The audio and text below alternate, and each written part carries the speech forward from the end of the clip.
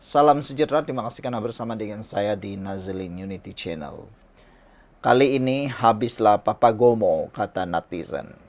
Kes hasutan Papagomo diteruskan. Bicara pada 23 April. Wah, rupa-rupanya kes Papagomo diteruskan.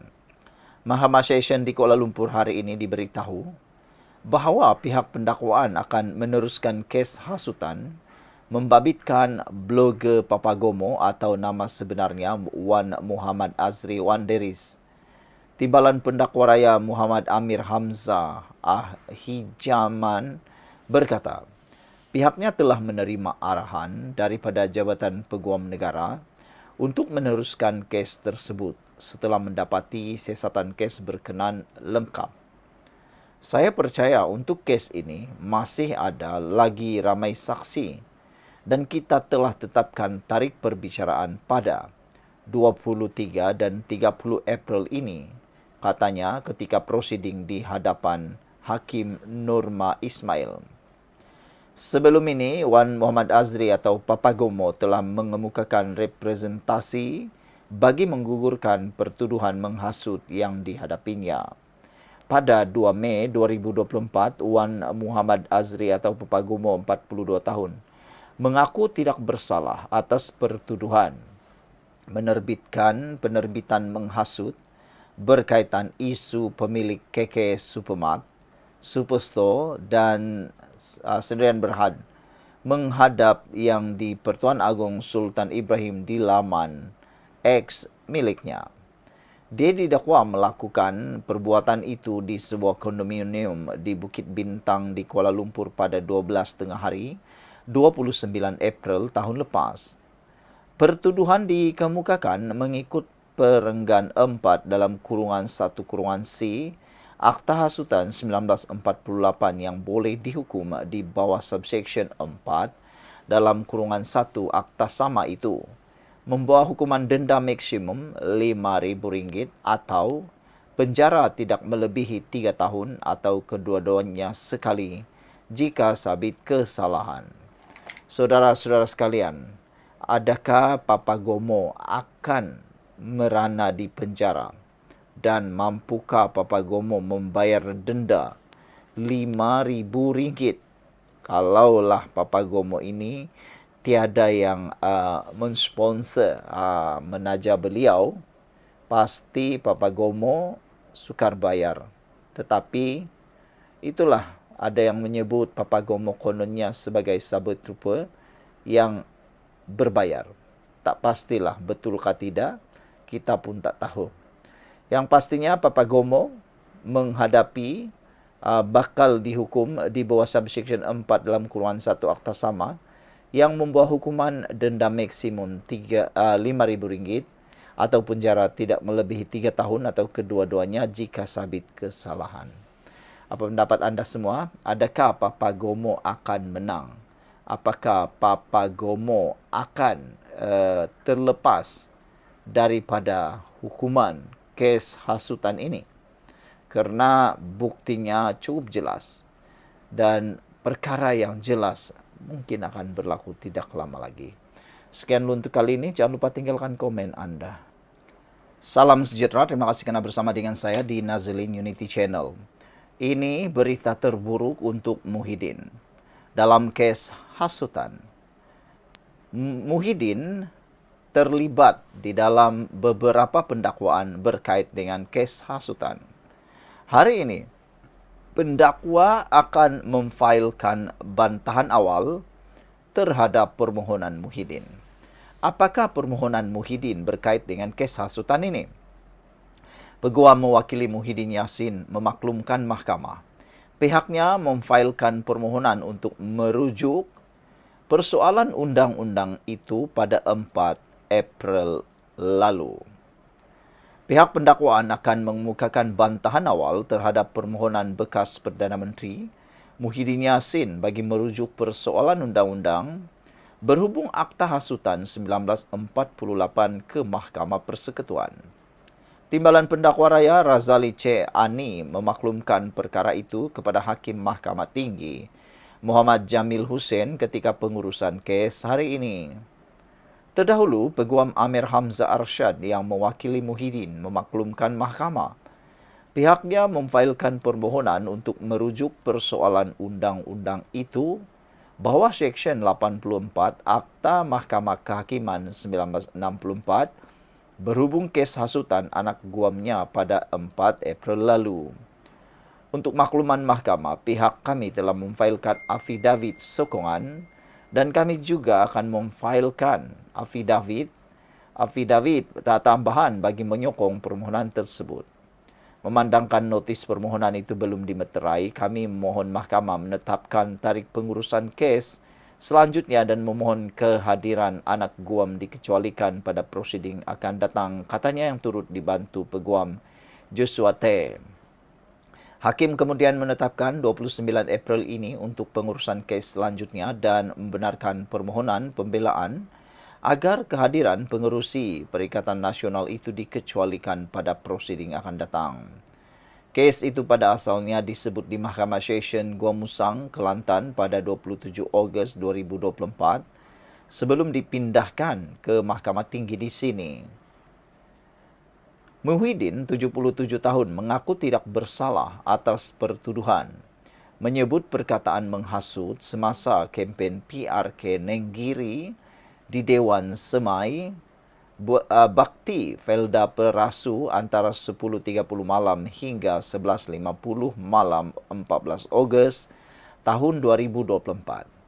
Kenyataan itu berhubung dakwaan beliau tidak dijemput yang di Pertuan Agong selepas PRU 15 untuk mengangkat sumpah sebagai Perdana Menteri. Walaupun dikatakan mempunyai sokongan 115 daripada 222 ahli parlimen ketika itu.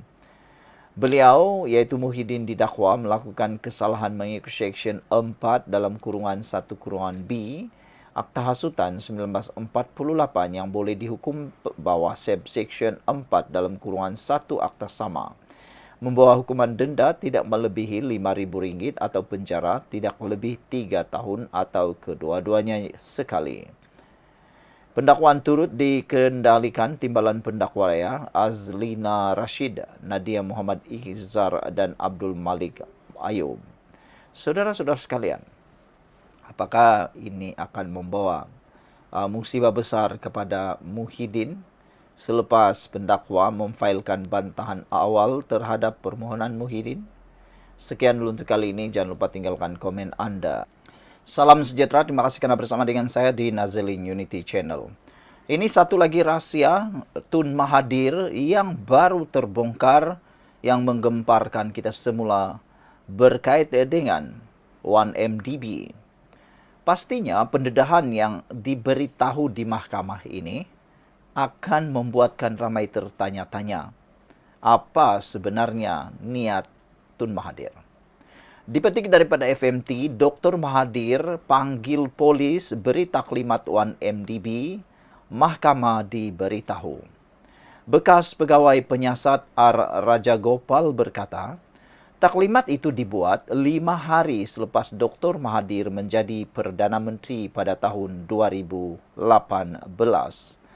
Seorang bekas pegawai penyiasat 1MDB memberitahu Mahkamah Tinggi dalam perbicaraan Najib Razak bahawa Dr. Mahathir Mohamad pernah memanggil polis untuk memberi taklimat berhubung siasatan terhadap 1MDB sejurus selepas beliau mengambil alih tapuk pemerintahan pada tahun 2018.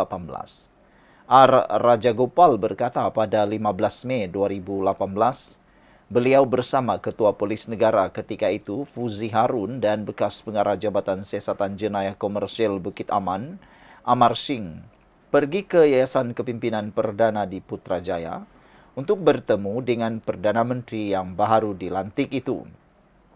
Saya pergi bersama Fuzi dan Amar untuk memberi taklimat kepada Tun Mahathir menggunakan pembantangan PowerPoint di Yayasan Kepimpinan Perdana hanya 5 hari selepas beliau menjadi Perdana Menteri. Saya mengetengahkan bahawa berdasarkan siasatan hasil daripada 1MDB telah masuk ke dalam akaun Najib. Mahathir berkata, kamu perlu lengkapkan siasatan dengan bukti.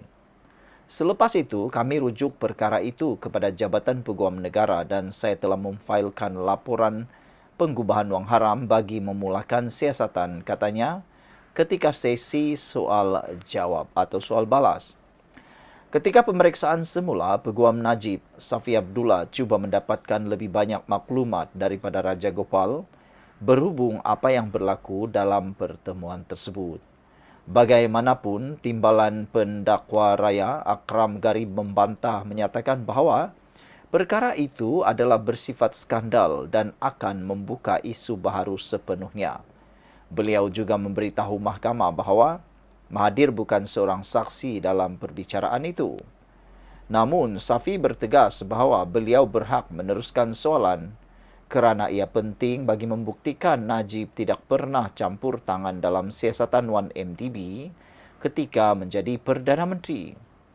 Relevannya ialah, saya akan menunjukkan bahawa Najib tidak pernah sekalipun menghubungi beliau, iaitu Raja Gopal, untuk mengarahkan atau mengawal siasatan, kata Safi. Hakim Colin Lawrence segera membenarkan Safi meneruskan soalan, tetapi mengingatkan supaya soalannya tidak meleret. Safi bertanya, kamu nyatakan selepas Mahathir nak jadi Perdana Menteri, beliau panggil anda ke Yayasan Kepimpinan Perdana. Maksudnya ketika itu, beliau belum masuk pejabat Perdana Menteri lagi, tetapi sudah memanggil untuk taklimat 1MDB. Raja Gopal menjawab, iya. Safi bertanya apa yang berlaku dalam mesyuarat itu. Raja Gopal berkata, kami hanya beri maklumat atau taklimat apa yang telah kami lakukan. Beliau berkata, jika perlu lebih banyak bukti, teruskan dan lengkapkan siasatan. Apa tujuan Mahathir panggil polis pada hari itu? Beliau mahu tahu apa dapatan siasatan 1MDB. Ada dakwaan mengatakan polis berlembut sebelum 2018, sebab itu siasatan hanya tertumpu kepada pengurusan 1MDB. Adakah Mahathir tanya kenapa siasatan tak bergerak cepat? Soal Safi. Raja Gopal berkata, saya tidak ingat. Safi bertanya, ada cadangan sama ada seseorang akan didakwa atau tidak? Raja Gopal berkata, tidak. Saya hanya bentangkan transaksi, kesalahan dan individu yang terlibat. Safi bertanya, anda dilantik semula dalam pasukan petugas. Adakah mereka menghukum anda kerana tidak menyiasat dengan betul? Raja Gopal berkata, tidak. Jika Mahathir tidak berpuas hati, saya sudah pasti diganti. Terdahulu, Raja Gopal yang bersara 2 tahun lalu memberi keterangan bahawa berdasarkan siasatan polis, bekas CEO 1MDB Sahrul Azral Ibrahim Helmi dan Ketua Pegawai Kewangan Azmi Tahir tidak mendapat manfaat daripada mana-mana transaksi syarikat itu selain daripada gaji dan bonus mereka. Pasukan petugas turut berhubung dengan pihak berkuasa luar negara. Kami tidak memperoleh sebarang maklumat yang menunjukkan mereka mendapat manfaat daripada transaksi tersebut, kata bekas pegawai dari Jabatan Siasatan Jenayah Komersial Bukit Aman itu. Najib dibicarakan atas 25 pertuduhan penggubahan wang haram dan salah guna kuasa berkaitan dana 1MDB berjumlah 2.28 bilion yang didakwa dimasukkan ke dalam akaun ambeng miliknya antara Februari 2011 dan Disember 2014. Sekian dulu untuk kali ini. Jangan lupa tinggalkan komen anda.